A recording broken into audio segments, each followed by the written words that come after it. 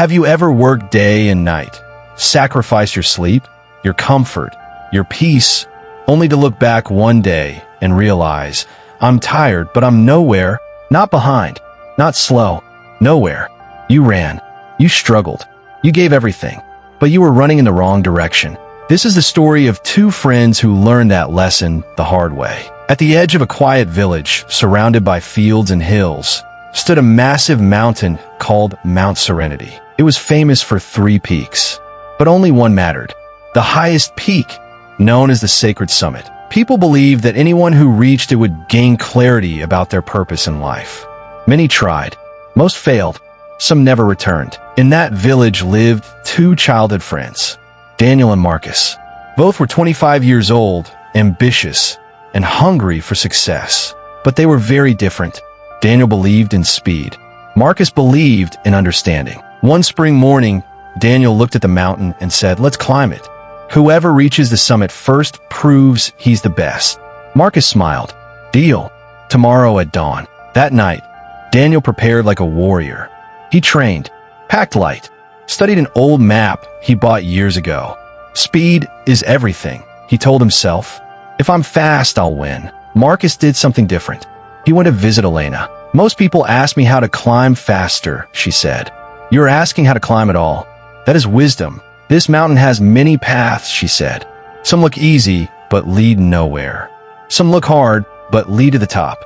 Choose wisely. The path matters more than your speed." At dawn, both men stood at the base of the mountain.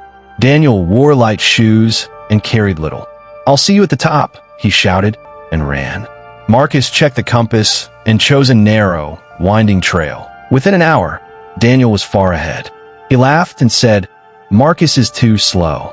Daniel ran with passion, sweat, pain, and determination. 6 hours later, exhausted but proud, he thought, "I must be close."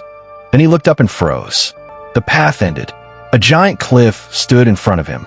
No way forward. No way up. He checked his map. It showed the summit ahead. Reality said otherwise. For the first time in his life, he understood hard work without direction is just suffering. Meanwhile, Marcus climbed steadily. Not fast, not slow, right? He rested, checked, and adjusted. By midday, he was exactly where Elena said he would be. Daniel climbed back down, broken and ashamed. At the base, he saw Marcus's path and thought, "I'll take that. I'll run it. I'll catch up." He started again, tired and desperate. 2 hours later, he saw a shortcut. Steep, dangerous, fast. This will save time, he thought. He took it. Halfway up, he slipped. He twisted his ankle. Pain exploded. He could not continue. He sat there alone, defeated. That evening, Marcus reached the summit. There was no gold, no triasure, only words carved in stone. The right path walked slowly will always defeat the wrong path run quickly. Marcus understood. Success is not about speed. It is about direction. Months later, Daniel returned to the village.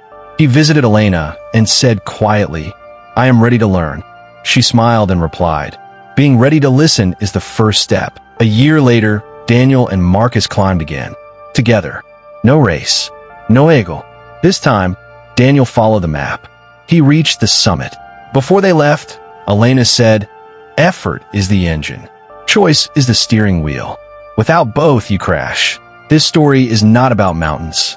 It is about your life, your career, your goals, your dreams.